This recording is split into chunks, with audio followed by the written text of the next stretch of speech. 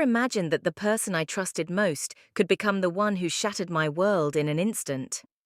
Part 1. The Calm Before the Storm. I used to believe love was simple, that if you found the right person, everything would just fall into place. That trust was automatic and honesty would never waver. But now, sitting here with my heart pounding, I realize how naive I was. The woman I trusted more than anyone, the one I dreamed of spending my life with, hid a truth that I wasn't ready to face. Emily and I met in college. I still remember the first time I saw her. She was laughing with her friends under the old oak tree near the library. Her smile lit up the whole campus, and something inside me shifted. I worked up the courage to talk to her, and from that day on, we were inseparable. We shared late-night conversations about our dreams, fears, and everything in between. I thought we were building something unbreakable. College was a whirlwind, full of youthful optimism. We spent weekends exploring the city, planning trips we'd take once we graduated, and talking about a future filled with promise. I thought our bond was stronger than any storm. I loved her fiercely and believed she felt the same. We were each other's safe place in a chaotic world. After graduation, we found a small apartment downtown. Not much, but it was ours. I was proud to call it home, proud that Emily wanted to share that space with me. We talked about marriage and kids, about growing old together. She would joke about picking out baby names while I tried to imagine what our lives would be like in 10 years. Everything felt perfect. But life doesn't follow a script.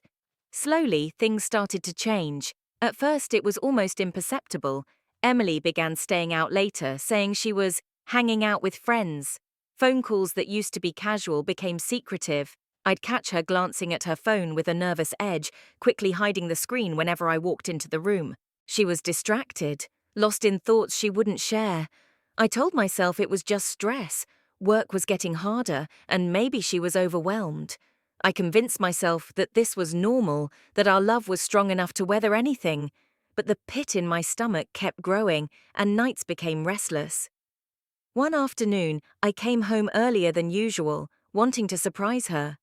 The apartment was quiet, just the soft hum of the laptop in the corner. Emily looked up, startled, and hurried to close the window on the screen. She smiled, but it didn't reach her eyes. There was a tension I couldn't ignore. "Just working," she said quickly, but her voice was too sharp, too forced. That night, I lay awake, replaying the moment over and over. Something was wrong. The woman who once shared everything with me was now a stranger, closing off in ways I didn't understand. Days passed like this, cold silences, half-truths, and growing distance. I tried to reach out, but every attempt felt like pushing against a wall. I was losing her, and I didn't know why. Then came the moment I'll never forget. I walked into the kitchen and saw her phone lying on the counter, unlocked. It was a careless mistake, but I couldn't resist. My hands trembled as I picked it up, and what I saw crushed me. Messages from a man I didn't know, filled with promises and plans that weren't meant for me. Emily was planning to leave, not just to leave me, to run away with someone else. Someone from her past, someone she said she would never see again. My mind raced, heart shattering with every word I read. The future I had imagined, the life we were supposed to build together, vanished in an instant. She wasn't the woman I thought she was. She had been hiding a part of herself, and now that part was destroying us. I wanted to scream, to demand answers, but I was frozen, trapped between disbelief and pain. How could the person I loved most betray me like this? How could she lie so easily while I held on to hope? That night, I realized that love isn't always enough. Trust can be broken, hearts can be shattered. The calm before the storm was over. The fight for the truth had just begun. Part 2. The Unraveling Truth. The morning after I found Emily's phone was the longest morning of my life. I barely slept. My mind was caught in a relentless storm of disbelief, anger, and heartbreak. I kept replaying the messages in my head, trying to convince myself there must be some mistake, some explanation that could make sense of the betrayal. But deep down, I knew the truth was undeniable.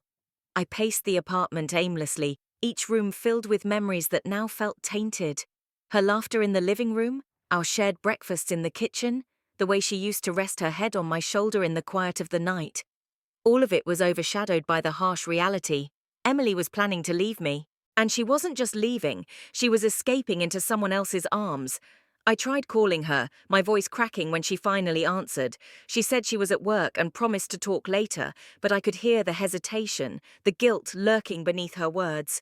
I wanted to scream at her, to demand answers, but the words stuck in my throat. How could I confront someone who had already decided to shut me out?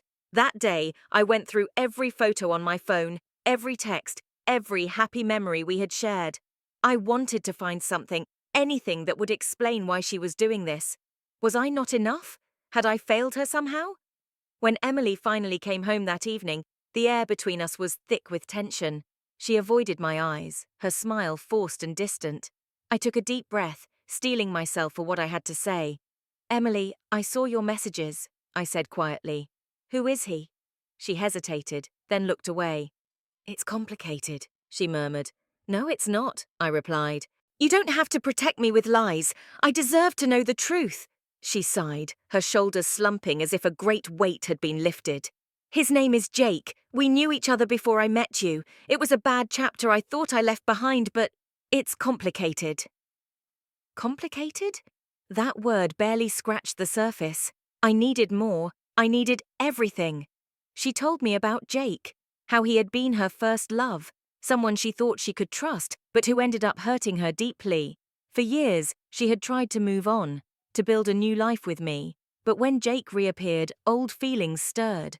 They reconnected quietly, and she found herself torn between the life she had with me and the unresolved emotions Jake had awakened. I felt like my world was crumbling beneath me. Was our entire relationship just a temporary escape for her? Had she been living a double life all along, balancing her love for me with a secret longing for someone else? I wanted to hate her.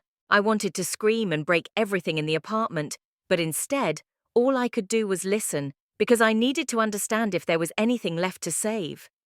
For days, we drifted in a fragile silence.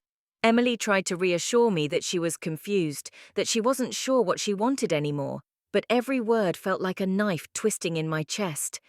I started watching her more closely, the way she checked her phone when she thought I wasn't looking, the sudden nervousness when I mentioned Jake's name, the way her smile no longer reached her eyes. It was clear, she was struggling, but so was I.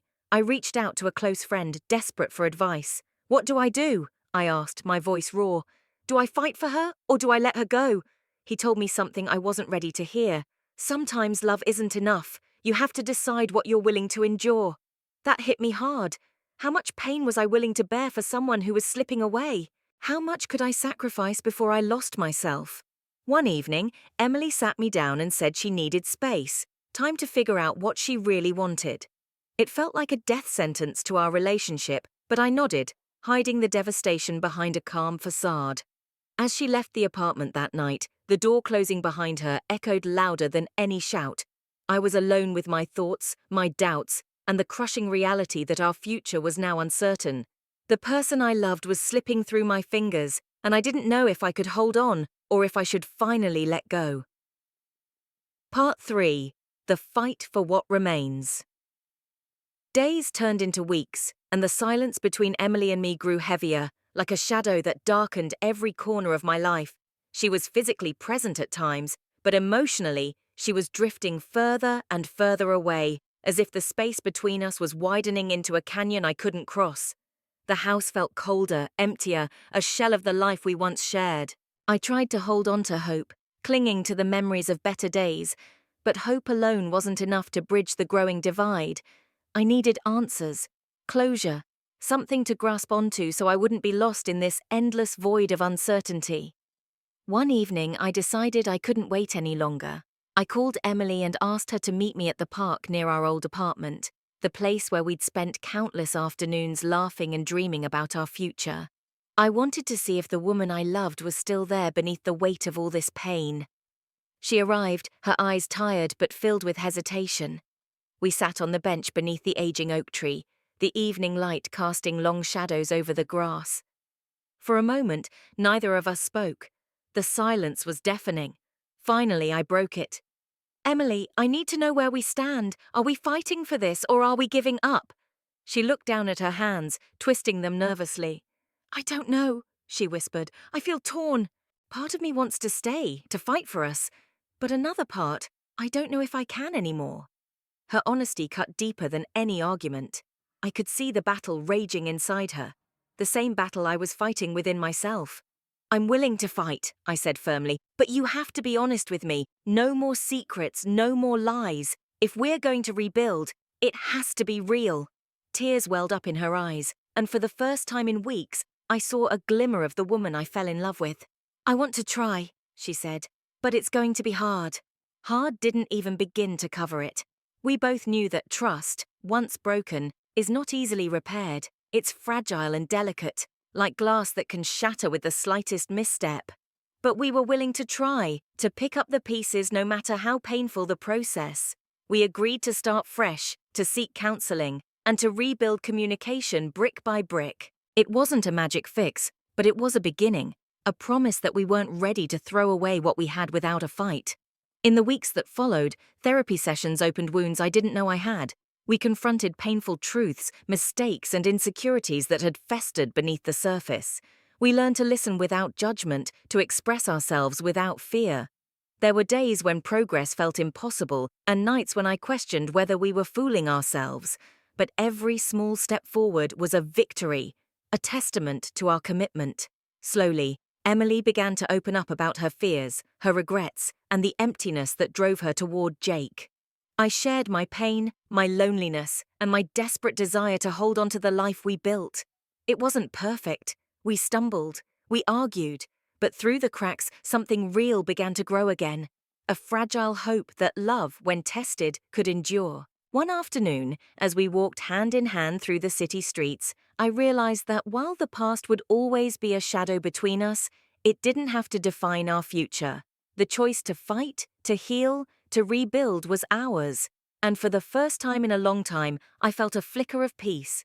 Part 4. The Lingering Shadows. Despite our efforts to rebuild, there were moments when the shadows of betrayal loomed too large to ignore. The past clung to us like a persistent fog, creeping into conversations, contaminating quiet moments, and igniting old wounds that refused to heal. Even with counseling and honest talks, trust felt like fragile glass, and every glance at Emily sometimes felt like walking on shards. Some days Emily would retreat into herself, her eyes distant as if searching for something she couldn't find. Other times, I found myself consumed by doubt, questioning every small gesture, every smile, every word. Was she truly committed to us, or was she just holding on out of guilt? The uncertainty gnawed at me relentlessly. One particularly difficult evening, after a long day at work, I came home to find Emily unusually quiet. She sat on the couch, staring blankly at the TV, but her mind clearly elsewhere. I sat beside her and gently asked if she wanted to talk. She sighed, the weight of unspoken thoughts pressing down on her. "Sometimes I wonder if we're just fooling ourselves," she admitted. "If the love we had can really come back." Her words hit me hard. I knew she was scared, but hearing it out loud was like a punch to the gut. I reached for her hand, trying to convey all the strength and hope I could muster. "We're not perfect," I said, "and maybe we'll never be the same as before, but I believe we can be something better, stronger if we face it together." She nodded, tears pooling in her eyes. "I want to believe that too," she whispered. "But the guilt, it's so heavy. Sometimes I feel like I don't deserve you." The rawness of her confession opened a door for deeper healing. We talked long into the night, unpacking fears and regrets that had been buried beneath the surface. It was painful, exhausting, but necessary. Throughout the weeks, we worked on forgiveness, a process neither of us imagined would be so complex. Forgiveness wasn't forgetting or excusing what happened. It was choosing to accept the past without letting it poison our future. I learned that healing isn't linear. There were setbacks and moments when anger flared up unexpectedly. Sometimes a random text notification or a forgotten anniversary sent me spiraling back into doubt. Emily, too, wrestled with shame and confusion, but slowly, trust began to grow again, not as a lightning strike, but as a slow sunrise after a long, dark night. We found new ways to connect, small gestures like leaving notes for each other, sharing daily highlights and fears, and rediscovering the laughter that once filled our home. One evening, after a particularly hard therapy session, Emily surprised me with a homemade dinner. We sat at the table, candles flickering, and for the first time in months, I felt something rekindling, a fragile, tentative hope. Thank you for not giving up, she said softly. I smiled, squeezing her hand. Thank you for fighting with me. The road ahead was still uncertain, but for the first time in a long time, we were walking it together. Part 5. The Unexpected Truth. The fragile progress we'd made was suddenly tested in ways I never could have anticipated. Just as we began to believe in a future together, a new storm appeared on the horizon, threatening to tear everything apart once more. It wasn't another affair or betrayal. This time it was the truth about Jake that shattered the fragile peace we'd started to build. It began with a phone call late one night. My phone lit up with an unknown number. I hesitated but answered. The voice on the other end was cautious but urgent. "Hi, this is Mark. I think you need to know something about Jake." My heart dropped. Mark was a colleague of mine, someone I trusted. He explained that Jake had been involved in something serious, something far darker than I'd imagined. As Mark detailed it, my mind reeled. Jake wasn't just the charming guy who'd stolen my wife's attention. He was hiding a secret life filled with lies, manipulation, and worse, illegal activities that could ruin both their lives and anyone connected to them. At first, I wanted to deny it. I tried to convince myself that Mark was mistaken or exaggerating. But the seed of doubt had been planted, and it grew rapidly, poisoning every thought I had about Emily, Jake, and our future. When I confronted Emily, she broke down. She confessed she'd known about Jake's true nature, but had been too scared to leave because she felt trapped by her own guilt and confusion. She told me about the nights she'd spent in turmoil, caught between fear and the desire to come back home. "I didn't want to hurt you," she said, tears streaming down her face. "But I was scared of what Jake would do if I left." Her confession opened a new chapter of fear and uncertainty. We both realized that the danger wasn't just emotional anymore. It was real and present. Together we started to plan. We sought legal advice, talked to trusted friends, and built a safety net to protect ourselves. The woman I thought I knew had been living a double life, and the man she'd been involved with was more dangerous than I could have imagined. But amidst the fear, something unexpected happened. We found strength in each other. The shared threat forged a bond that no betrayal could break. Emily and I were no longer just trying to repair a broken marriage. We were fighting to reclaim our lives. The road ahead was terrifying, filled with unknowns and risks, but for the first time, we faced it side by side, armed with truth and a renewed determination to survive. I realized then that love isn't just about good times or easy days. Sometimes it's about weathering the storm, confronting the darkness, and choosing each other every single day, even when it feels impossible. Part 6. Facing the danger together.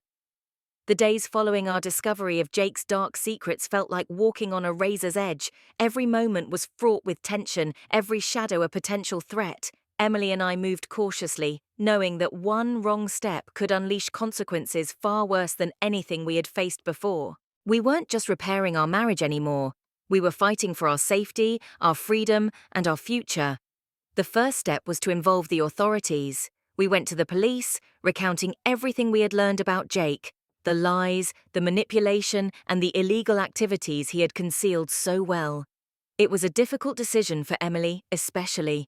She feared retaliation and the fallout from exposing someone she'd once trusted in a twisted way. But she also knew it was the only way to protect herself and finally break free. The police took our statements seriously, launching an investigation that moved faster than we expected. Still, the fear didn't dissipate. Every knock on the door, every unexpected phone call sent our hearts racing. To keep Emily safe, we decided she should stay with a close friend for a while, somewhere Jake couldn't find her. The separation was painful. After all, we were still mending our fractured relationship, but it was necessary. During that time apart, I realized how much I missed her presence, even the small ordinary things we used to take for granted. The way she'd laugh at a silly joke, the way her hand fit perfectly in mine, the quiet moments of companionship that had once felt effortless. The void she left made me appreciate everything we had lost and what we stood to lose if we weren't careful. I threw myself into gathering information, supporting Emily from a distance while the police worked on building a case against Jake. We communicated every day, sharing updates, fears, hopes. The experience, though harrowing, pulled us closer in unexpected ways. One evening, after a particularly grueling day, Emily called me. Her voice was weary but resolute. "I know this isn't the marriage we imagined, but I want to fight for us," she said. "Not just for survival, but for something better." I felt a surge of hope. The road to healing was no longer just about overcoming betrayal. It was about reclaiming a life where we could trust and love freely again. In those moments, I understood that real love isn't about perfection. It's about resilience, about standing together when the world tries to tear you apart. As the investigation progressed, we braced for what was to come. Jake wasn't going down without a fight, and we knew the battle ahead would test every ounce of our courage. But this time we were ready, united, stronger, and determined to write our own ending. Part 7. The Breaking Point. The investigation into Jake's criminal activities had begun to turn up serious evidence. Still, the real battle was far from over. Every day brought new challenges, new fears. Jake's influence reached farther than we had ever imagined, and despite the police's efforts, he remained a looming threat in our lives. Emily and I stayed vigilant, watching our backs, changing routines, and keeping communications discreet. Even simple things like going to the grocery store became exercises in caution. The weight of constant fear settled heavily on us both, wearing down our resolve. One afternoon, I was at work when I received a frantic call from Emily. Her voice was shaking, desperate. "Someone's been following me," she whispered. "I think Jake's here, outside the apartment." My heart stopped. I rushed home, fearing the worst. When I arrived, Emily was pale but safe, locked inside our building. We called the police immediately, who came quickly and took her statement. The harassment escalated. Threatening messages appeared on her phone, strange cars lurked near her friend's house, and the feeling of being hunted gnawed at her every waking moment. In the midst of this nightmare, something unexpected happened. Our relationship, forged in fire, began to reveal its true strength. The trust we rebuilt was tested not just by words, but by actions. Emily's courage inspired me. My support steadied her. We learned to communicate without words, a glance, a touch, a silent nod. And those small gestures meant everything. But the pressure was unbearable. One night, unable to sleep, I found Emily sitting on the balcony, staring into the darkness. "I'm scared," she admitted quietly, "but I'm not ready to give up."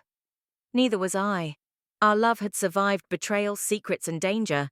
Now it faced the final test, whether we could withstand the fear and uncertainty and still choose each other. The police intensified their efforts, and eventually, they made an arrest. Jake was taken into custody, his empire of lies unraveling piece by piece. But even behind bars, the damage he caused lingered.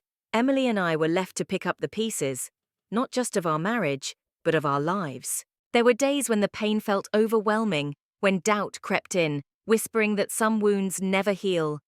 But those were the days we held each other tighter, reminding ourselves why we fought so hard, because love isn't easy.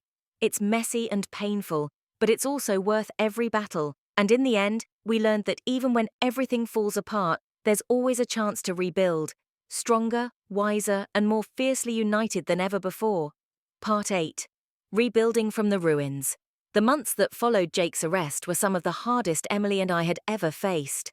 The legal battles dragged on, court dates piled up, and the emotional toll weighed heavily on both of us. Yet, amid the chaos, something quietly powerful began to take root, a shared commitment to rebuild what had been broken, brick by fragile brick. At first, it felt like we were strangers living under the same roof. The echoes of betrayal haunted every corner of our home, and the scars ran deeper than we could admit aloud.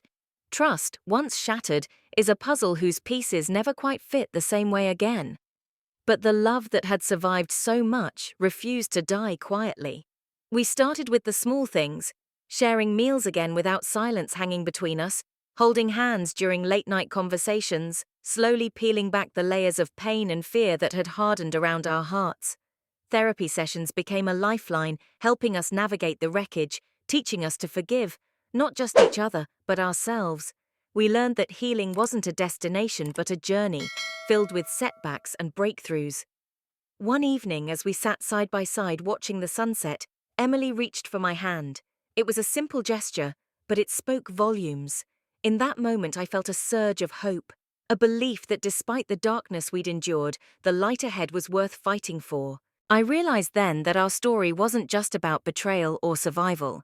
It was about resilience, about the courage to face the worst and still choose love. Jake's shadow would never fully disappear from our lives, but it no longer controlled us. We had reclaimed our narrative, rewritten the ending on our own terms. Looking back, I know that trust, once broken, can be rebuilt, sometimes stronger than before, forged in the fire of hardship and tempered by unwavering commitment. Our marriage was far from perfect, but it was real. And in the messy, painful, beautiful reality of our lives, I found a love worth fighting for.